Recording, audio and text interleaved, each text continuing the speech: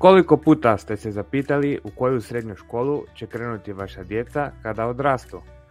Možda ste baš vi jedan od njih koga zanima baš taj izbor. Za vas smo u nastavku pretražili top 10 najtraženijih.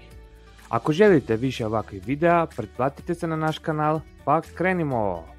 Medicinska sestra je osoba koja pruža zdravstvenu njegu pacijentima.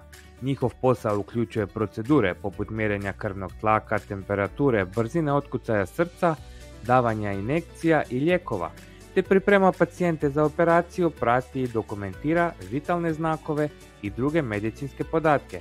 One su često prva osoba koju pacijenti susreću kada dođu u bolnicu ili ambulantu. Pod rednim brojem 2 imamo tehničar za računalstvo i informatiku.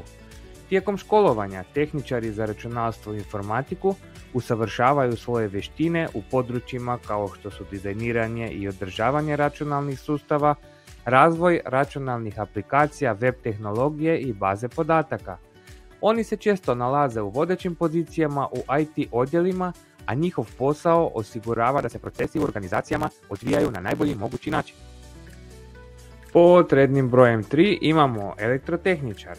To je osoba koja se bavi projektiranjem, instaliranjem, održavanjem i popravkom električnih sustava, uređaja i opreme.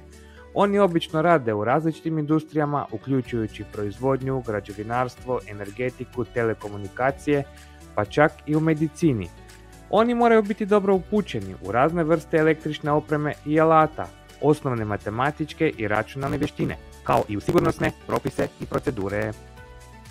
Rednim brojem 4 imamo strojarski tehničar. To je osoba koja obavlja poslove tehničkog dizajna, razvoja proizvodnje, održavanja i popravka strojeva te uređaja. Ona ima široko znanje o raznim strojarskim disciplinama i tehnologijama, uključujući mehatroniku, termiku, hidrauliku i pneumatsku tehnologiju. Moraju biti vješti u korištenju različitih vrsta strojeva i alata. Pod rednim brojem 5 imamo građevinski tehničar. Oni su stručnjaci u području graditeljstva koji pomažu u planiranju, projektiranju i izgradnji različitih vrsta građevina. Njihov posao može obuhvaćati niz aktivnosti, uključujući procjenu zemljišta, planiranje projekta, pripremu tehničkih crteža, nadgledanje gradilišta itd. Moraju biti dobro upoznati s građevinskim materijalima i tehnologijama, imati znanje iz područja matematike i fizike, sposobnost rješavanja problema i korištenja računalnih programa za izradu tehničkih crteža. Idući nam je ekonomist. Ekonomisti su stručnjaci za ekonomsku analizu i upravljanje. Oni analiziraju koristeći ekonomske teorije i metode, kako se različiti ekonomski čimbenici međusobno povezuju i kako se održavaju u tržištu. Oni pomažu vladama, organizacijama i privatnim poduzećima da donose informirane odluke o upravljanju svojim financijskim i nefinancijskim resursima. Ekonomisti također pružaju svoje znanje i znanja za poticanje ekonomskog rasta i razvoja. Pod brojem 7 slijedi profesionalni kuhar. Profesionalni kuhar je zanimanje koje traži da se poštuju visoki standardi u pogledu ishrane i higijene. Profesionalni kuhari se bave kreiranjem i pripremom raznovrsnih jela iz različitih kuhinja. Oni rade u restoranima, hotelima, kafanama, apartmanskim kompleksima, javnim kuhinjama i drugim ustanovama. Kako bi postigli uspjeh u ovoj oblasti, profesionalni kuhari moraju da posjeduju znanje o sastojcima, tehnike kuhanja i higijenske procedure. Također moraju da budu u stanju da se prilagode svojim jelima i potrebama klijenata te da razumiju da je kvaliteta na prvom mjestu. Oni obično započinju svoju karijeru kao pomoćnici kuhara. Iduće što nam slijedi je kozmetičarka i frizerka. Kozmetičarka i frizerka to su osobe koje se bave ličnom higijenom i uljepšavanjem. Zadatak kozmetičara tj. frizera je da pruži usluge kao što su manikura, pedikura, bojanje kose, šišanje, isticanje i uvijanje kose, depilacija, kao i da se pruži druga usluga koja pomaže u održavanju izgleda. Bitno je da su te osobe obučene u upotrebi različitih proizvoda kao što su šamponi, lakovi, losioni i parfemi, kako bi pružili najbolje usluge svojim klijentima.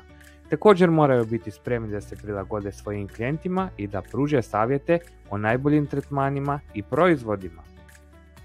Evo nas na predzadnjem, to je turističko-hoteljerski tehničar. Oni su stručnjaci u turizmu i hoteljerstvu koji obavlja razne poslove u turističkim agencijama, na recepcijama hotela i drugih turističkih objekata, te surađuju s drugim turističkim djelatnicima na organizaciji i realizaciji turističke ponude.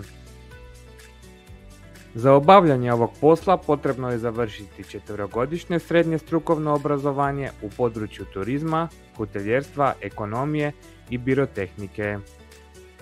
Ima još nešto bitno, potrebno je imati aktivno znanje više svjetskih jezika kako bi se komuniciralo sa domaćim i stranim turistima.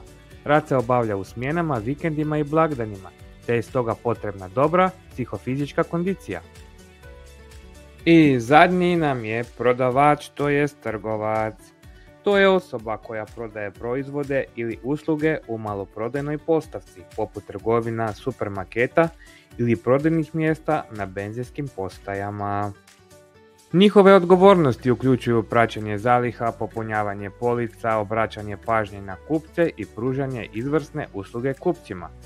Prodavači, to jest trgovci, također mogu raditi na blagajni i obraditi transakcije, upravljati povratima i rješavati pritužbe kupaca. Veoma je važno da imaju dobre komunikacijske i uslužne vještine.